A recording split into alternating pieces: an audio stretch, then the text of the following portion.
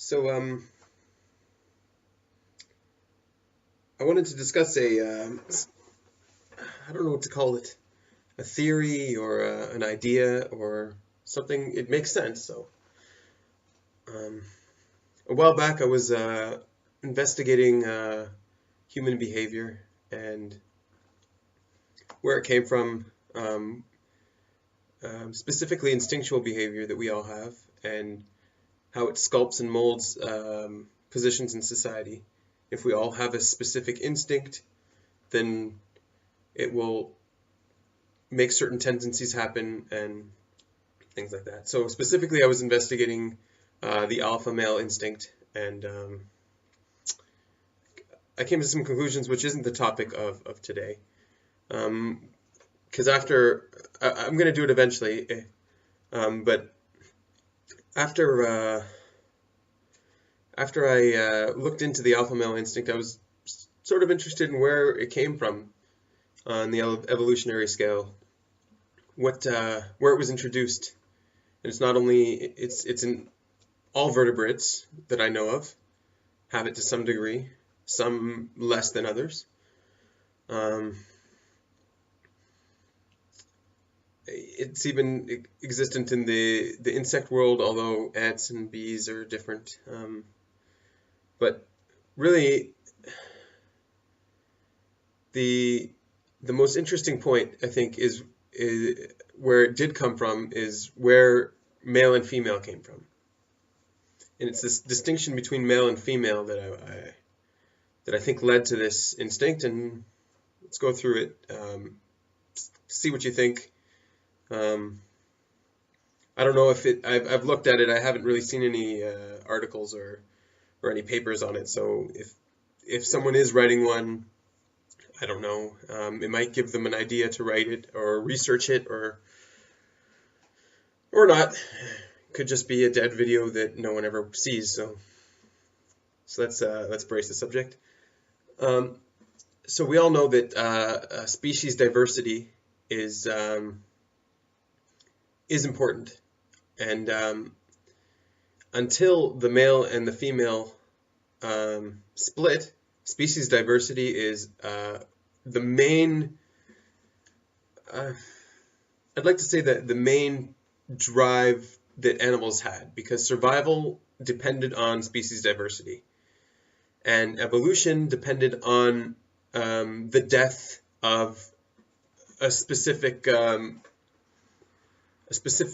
group of that diversity. And just give an example.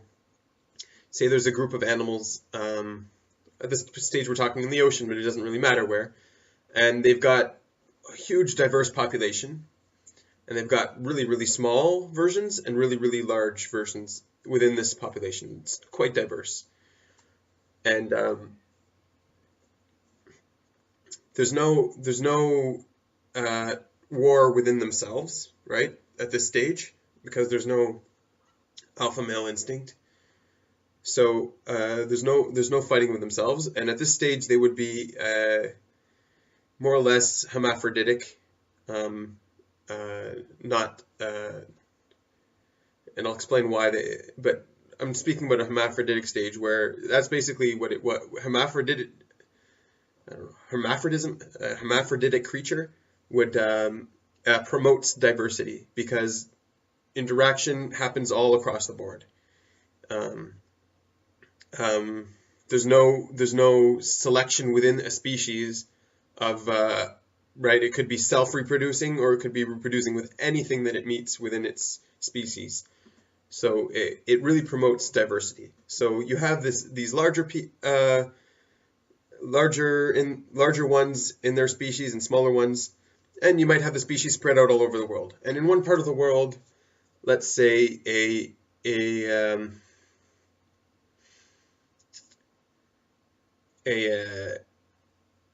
famine or something, lack of food would come and hit, and the larger ones would die because they require more energy to survive. So the smaller ones would survive. And in another area, the smaller ones would die because there are carnivores that are able to pick them off. So in one area you will have a small group of this species, in another area you'll have a large group, and they would eventually branch off and into their respective branches and existences. So I don't want to say all vertebrates are like this, because early vertebrates were hermaphroditic in the water. They were a form of worm.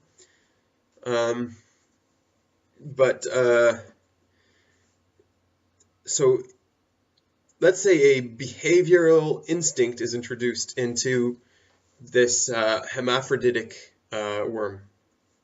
And the behavioral instinct is to not become impregnated, but to impregnate others and a sort of an aggressive nature. And I'm saying this because there is a worm that exists today that behaves like this, but it had to get there somehow. So this little mess up in their gene, produced some sort of weird behavioral instinct. And in one of them, which is expected in a large enough and a diverse enough population. And so this gene would be passed on to whoever it impregnated. Within this, let's put them a Q and an R chromosome, not to overlap with X and Y. So within this Q chromosome, there would be this instinct. And so it would pass on Q's and R's to everyone. So the R would not have had the mess up. It would be similar to all of the RRs. But this new Q that's introduced into the system sort of has this behavioral thing. So all of its children that receive the Q will also have this instinctual thing. So what would they encounter, these children? They would encounter each other and battle. They would still be hermaphroditic, and they would battle and fight in order to impregnate the others. And there's a worm that exists today that does this, a flatworm. And they would battle, and the loser would become impregnated. And of course, all of the RRs would not battle, and they would become impregnated. So you have a push towards a stronger creature. And with every generation, whoever won the battles and was strongest would be able to continue this Q gene, this Q chromosome that would propagate. And you would have several different Qs, all of the children the Qs, and they would impregnate each other. And so which means you would also have a QQ in the population. So you would have a QQ, a Q. If it was possible, there could have been a mess up so that QQ can't exist, but I believe that there was a QQ. There would be a QR and an RR. Now, how the genes evolved from there is a little more questionable. There could have been, the QQ could have taken on a new relationship where there's the Q1 and the Q2, and the Q1 keeps this dominating instinct, and then the Q2, like the more strong one, and then the Q2 would become weaker, which would become our X and Ys. Or it could be that the R is the X and the Y is the Q. But anyway, after enough, if you put it this way, the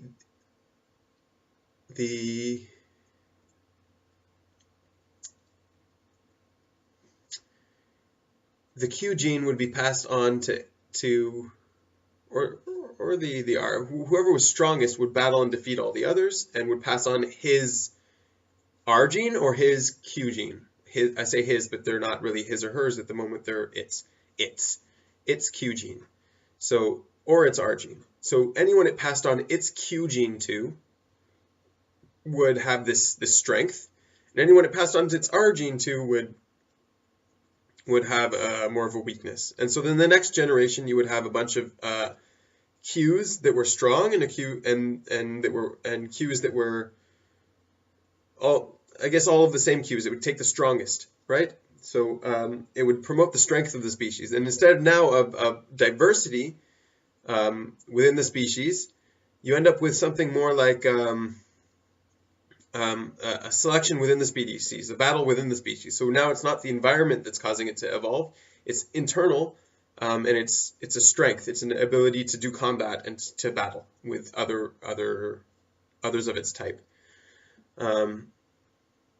So the question is, did a huge event happen? And of course, the R gene would still stay in the gene pool in some way, but that wiped out all of the RRs because they weren't strong enough. Or and so then there's the Q1, Q2s, or is there now a scale of Qs and Rs and something like that? But eventually, this primary Q, the one that's able to battle and defeat everyone else, this primary Q would no longer have a need for its female organs, because its survival did not depend on them, right? And so this new strongest breed just had no need for it, so it could have had a mutation that would corrupt it and eventually lend it to disappear over time, and so it would be just male, and this just male would fight with other just males for dominance and in order to pass on his seed.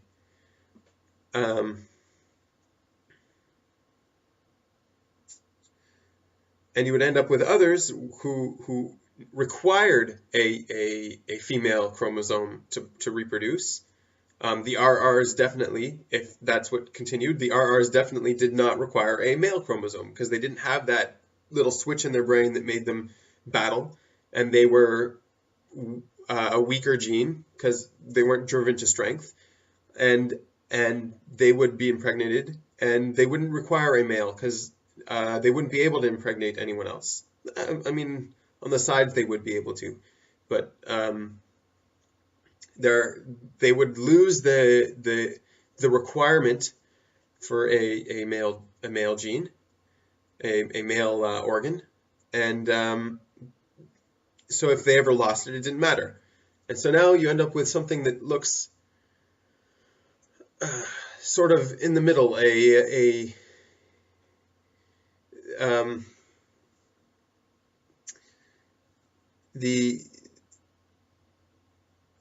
end up with a male and a female, and the males would do battle over who could reproduce in the female. And this is really, really important because there are worms that are male and female, and there are males that are hermaphroditic, and there are also worms that can perform mitosis and sort of just split cellular wise, and that's not genetic diversity. And evolution does not favor something that just copies itself. So that's another stage where mitosis went from to hermaphrodism to be able to increase diversity. But this stage here, and also within the seed that competes for itself, there's also a drive towards strength a little bit. So this would have really accelerated evolution from that point on. The battle, this alpha battle, and this alpha battle, this behavior is present in all males, and to some extent in females, and which leads me to believe there is that Q2 gene within us. Taking on the form of an X chromosome, and there, in females at least, and there may be males with a Q1, Q2, or something of the sorts. And it's within the entire animal kingdom, and it's really the source of our drive for competition and to do battle.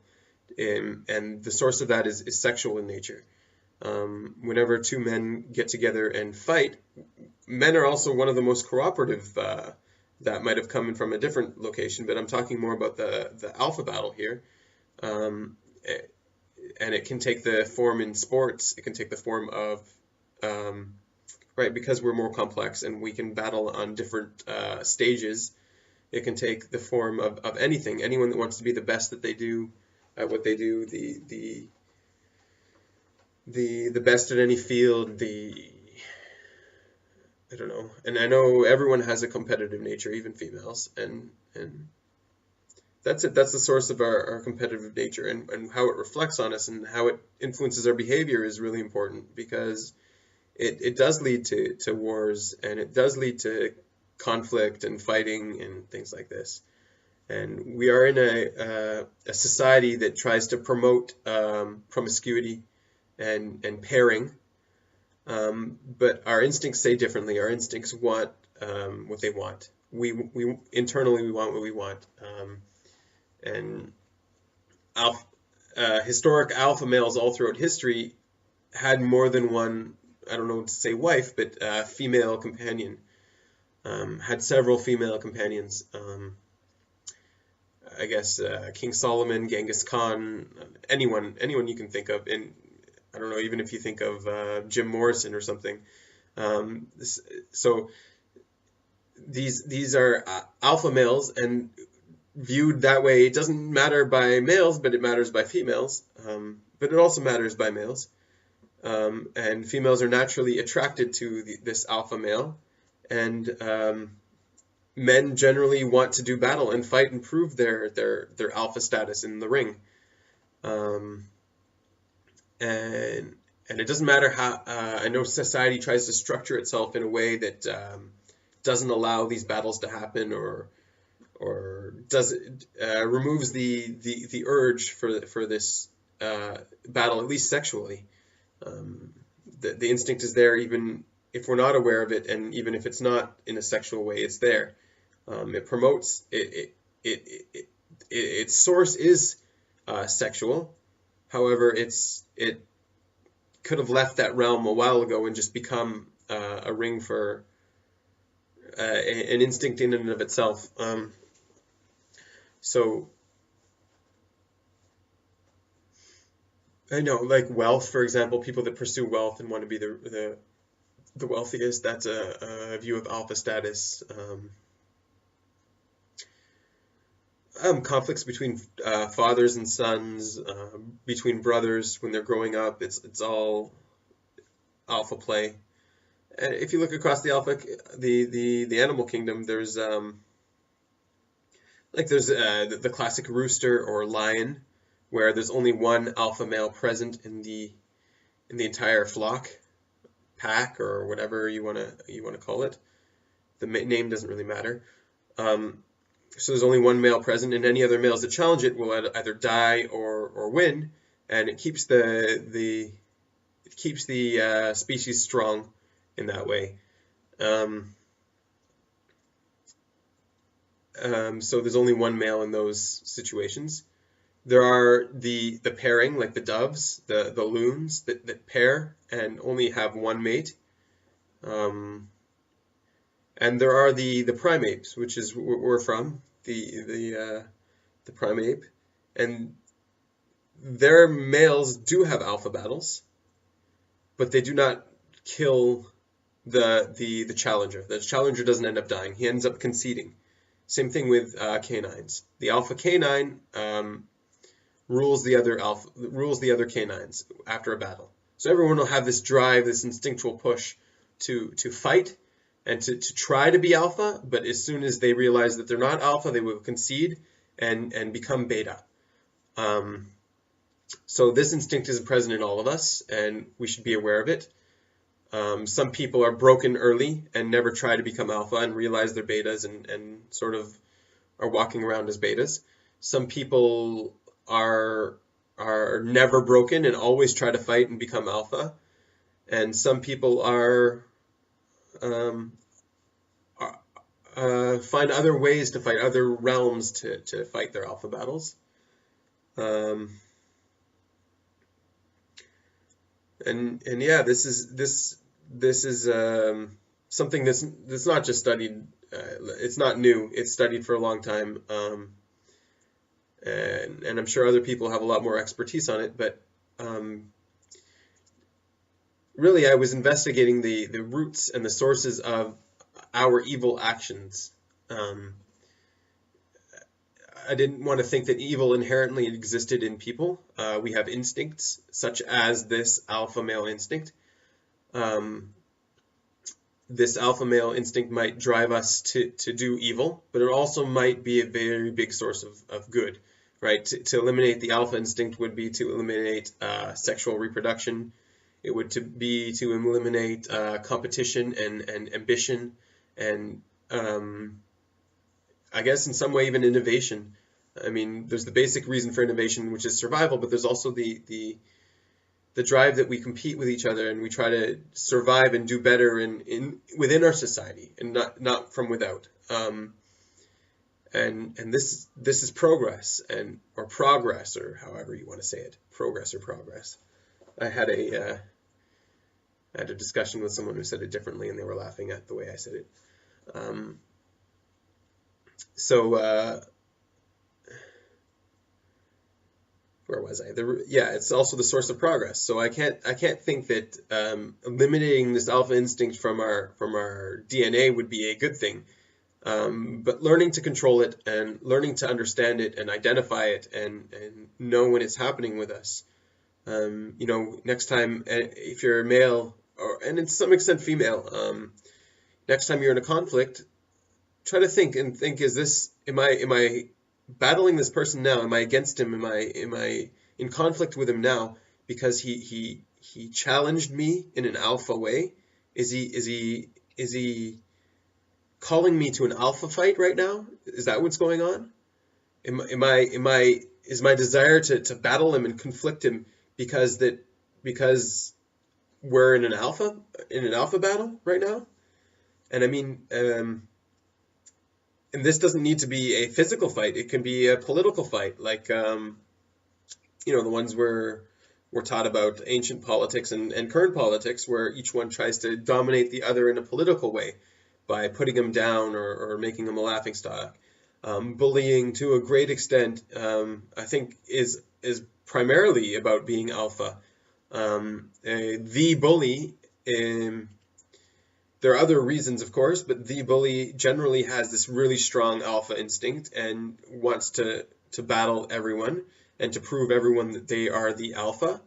And that's not enough for them. They have to constantly feel and identify with the fact that they are the alpha by bullying other people around. They are proving, not to others, it's not about to others, but proving to themselves that they are alpha. And that's really the lack of the bully, where he's not doing it.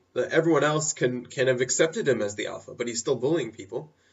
And the reasoning behind that would be because he himself wants to prove to himself that he's the alpha. It makes him feel good about himself. And a lot of that could be sexual in nature. There are studies that show bullies are predominantly in younger children. But from my own experience, it is true, but the more serious bullying that I felt and that I've seen and experienced and been exposed to and learnt about and have had from other testimonies, the preschool bullying, although predominant, is not, it's different. It seems really different. The real bullying is around the age of puberty that I noticed, where people are just sort of getting hit. Kids are getting hit with this hard instinct right then and there. It just smacks them in the face, and they don't know where it's coming from. They act in a way that is very instinctual. They are very instinctual creatures, and it's usually not the most intelligent kids that are bullies. Sometimes intelligent kids are dominated by their instincts, but they're definitely weaker people on whole. They're weaker because they can't. They're more instinctual and less logical and less able to chase away these instincts. And it's not a bad thing. These instincts are very good. They just need to be identified and controlled. And I believe that is, I guess, the primary source of evil in the world can be stemmed to this instinct, but also a very primary source of good. So it's dichotomic, if that's a word. It's a dichotomy. It's contradictory to have good and evil in one instinct. And there are other extensions to this, like the view of the alpha in a society. Every society or every person throughout their life will develop a vision of what an alpha is. What is an alpha? What is the alpha in their domain? And that's the motivator for ambition. Um, so someone who sees wealth as being alpha and that's within their society, they will chase wealth. Someone who sees intelligence, they will try to be smart and try to learn. Someone who sees video games are very competitive video games are very drawing to people because when you're in that realm, you see that as alpha, right? Being the best at that game, being the strongest, being the one who plays the most or gets the most gear or whatever. Um, and so a huge drive to, especially people wonder why men usually try to run into this realm is because of this. They see an alpha battle and it makes them feel good about themselves. It makes them feel like they are alpha. And a lot of the time, even in single player modes, when they're not fighting actual people, they're fighting virtual people, make them feel alpha like. Make this alpha satisfies their desire and their instinct. And so that's one of the biggest draws of this. I'm sure you see it. I'm sure now that if you weren't aware of it before and now you're now aware of it, you're thinking of all different types of examples in your own life and in historical examples. But this alpha vision is really important because it can also misdirect people. And I'm not saying that money is a good thing to have for an alpha vision, right? But how it can direct people is if the alpha is the pious and the righteous in a civilization and in a society, so then our instinct will drive us to piety and will drive us to righteousness. If we're in a priesthood context, so the alpha instinct would be to rise to the top of the priesthood or to be a reverend or something like this. And if we're speaking about I don't like to target them specifically all the time, but it's just a little bit easy. You're speaking about an afterlife where you are now the alpha of the society, right? After you die, after other martyrs have died, let's put it this way, they're cheered and enjoyed, and everyone loves them, and they're seen and viewed and taught as alphas, right? They're taught this is the alpha, this is the right, this martyr, and also they're given a sexual drive. Not only is there a sexual drive to be alpha, but also they're rewarded. They're saying, oh yeah, you'll have virgins in the afterlife, or whatever they decide, be it wealth or whatever. It's also it's a secondary alpha drive to push them to that, to say, hey, so I mean, this vision of an alpha would be placed in a society and placed in people's minds, and this is what people would strive to. This would be the direction to their ambition. The music world, of course, film and media, and I think a great detriment to American society, and it's spreading throughout the entire world, is to make the entertainer the alpha, and to have the idea that whoever entertains is now the alpha, whoever is a public figure or someone. It's the drive to fame is purely alpha instinct, but I mean, entertainment is important, but I don't think a society would directly benefit from from having entertainers as the alpha, because you would have a lazy society that didn't do anything in the end of the day. They would just entertain people, which, it's needed, it's required in society, but it's not a healthy alpha vision.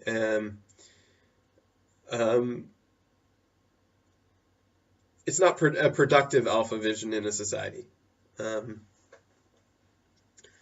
Same thing, financial gain is not a productive.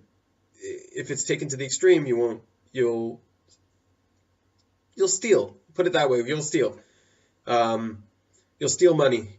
And I'm not speaking about theft that's punishable by law, but I'm speaking about if you're a boss, you will reduce the wages of your employees, so you'll get more of the profit, which in my mind is a type of theft. Um, and you'll exploit anyone and everything in order to get more money. If your vision of the alpha is money, you will you will cause other people not to have it. Put it that way. Money in and of itself is meaningless, right? It's representative. It's representative in different societies for different things, but it could represent work. It could represent labor. It could represent gold. But it's representative. It's not meaningful in and of itself. I don't want to get off topic, but I mean, to strive for this idea that we have in our society that is supposed to represent prosperity, I guess, labor and things like that. You can have more money than any honest working person could make in an entire lifetime just by having several of them under you. That is that's not a goal that people should have. That's not something. And I mean, if there's no one competing for it, it'll be all that easier to get it. So you could promote this idea, but it's not something that society should definitely hold as the alpha view, and we should hold these type of people accountable for their wealth. I'm not saying all wealthy are bad, and some people come by it quite honestly, and some people come by it quite without stepping on, I guess, too many heads, or any heads. But I'm getting a bit off topic, so maybe I should just end it here. The whole point of it was this original evolutionary point where this instinct came into our being, and I believe that a lot of other instinctual behaviors that we have came from some type of gene, are present in some gene somewhere along the evolutionary line. And the fact that I was able to identify where this one could have come from suggests that we could identify where other instincts that we have come from. And in order, we have to, as a society, identify our instincts. We have to. It's a necessary step in our self-betterment and our understanding of ourselves. We have to understand where they came from, what drives us to do them, and how to deal with them, how to live with these instincts, how to overcome them, conquer them, and dominate them if we need to, how to use them to our benefit, to drive us and to push us, and look,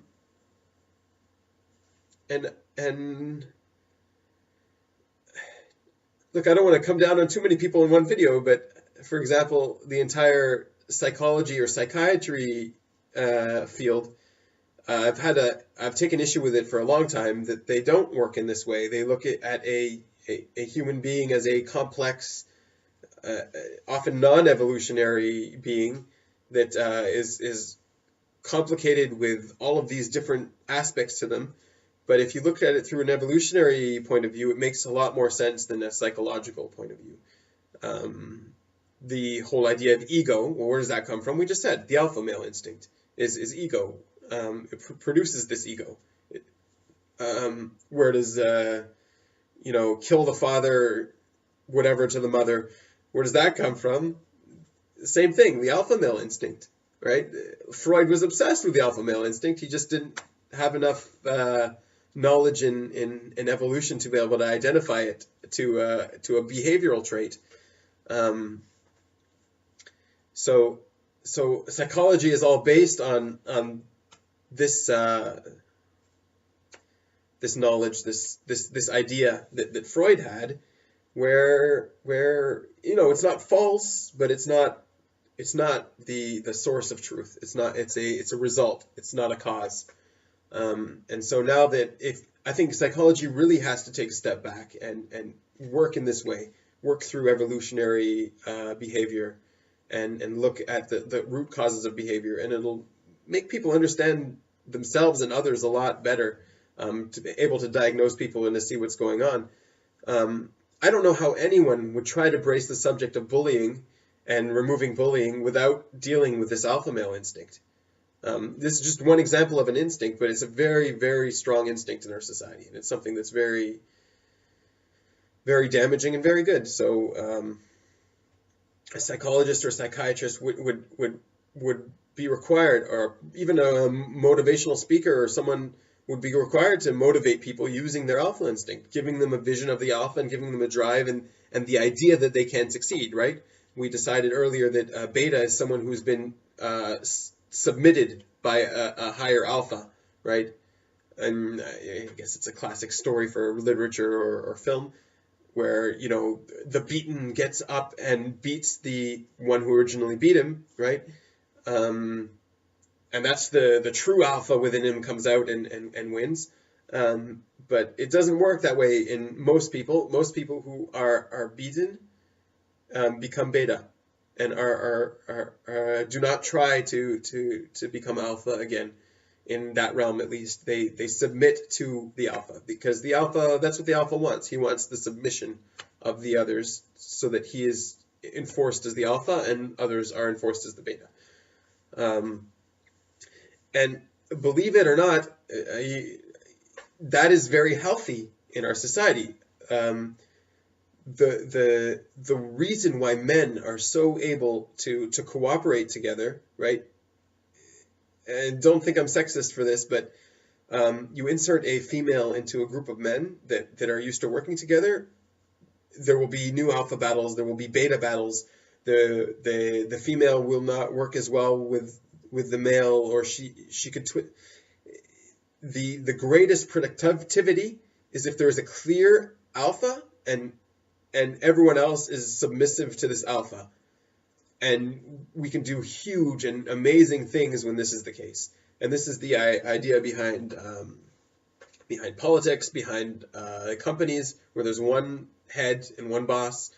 Everyone answers to their superior. In the military, everywhere, the most productive way in the man's world, at least, is to have a submissive group that are able to work together, and that.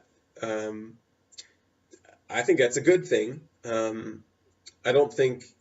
think we should get there in a way that isn't as primal and doesn't do it through instinct. I don't think human race is ready for that yet. But it'd be interesting to see a company of educated people that understand these instincts and do not have alpha battles with themselves, recognize and point out and even ridicule people that are instinctual, that have an alpha battle. Just make fun of them. Haha, you're instinctual. You're like the rest of the human race. You instinctual beast.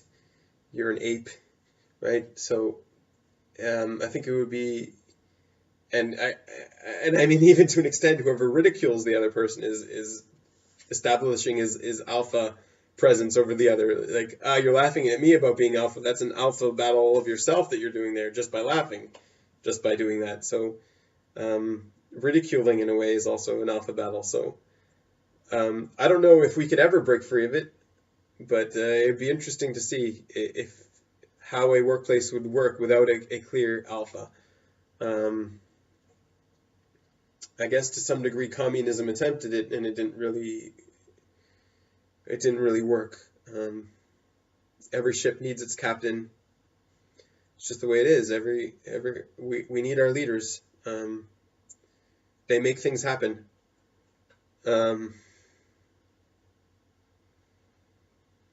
So at least it's thought for people, and I hope people take this to heart and try to see it in their everyday lives, and maybe someone could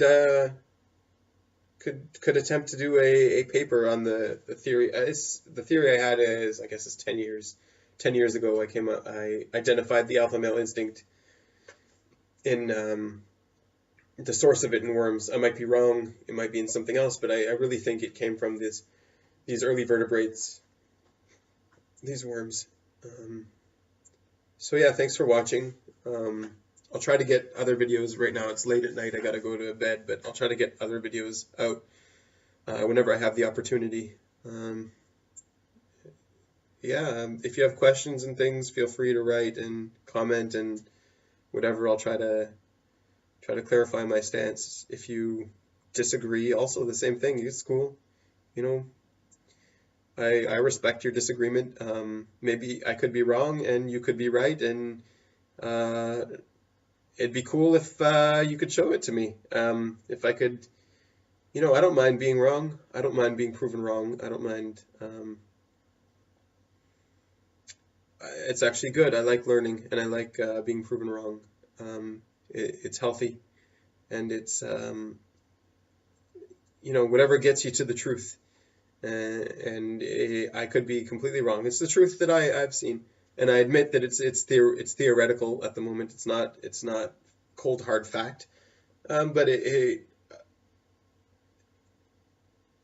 there's a lot of evidence for the conclusions that I came to. So, as someone that's in the field, right? It's not my field.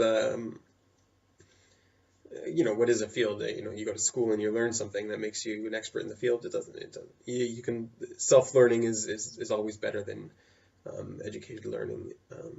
By trade, I'm a physicist and an engineer, but it doesn't exclude me from other fields of interest, especially if I have interest and read about it and things like that. So, I mean, I'm not, to say that I'm not an expert in it means it's not where I spend most of my time learning and figuring things out. But I do spend some time there. So maybe someone knows something that I don't. I'm sure most people know something that I don't, but maybe someone knows something that pertains to this issue specifically that I don't know. And I would be really interested in hearing it, reading it, or even a confirmation, something that could reinforce the place where I'm coming from. So that'd be cool. If not, just enjoy the video. I'm sure if you got to this time in the video, and I'm just rambling on again, so I'll end it here. Bye, guys.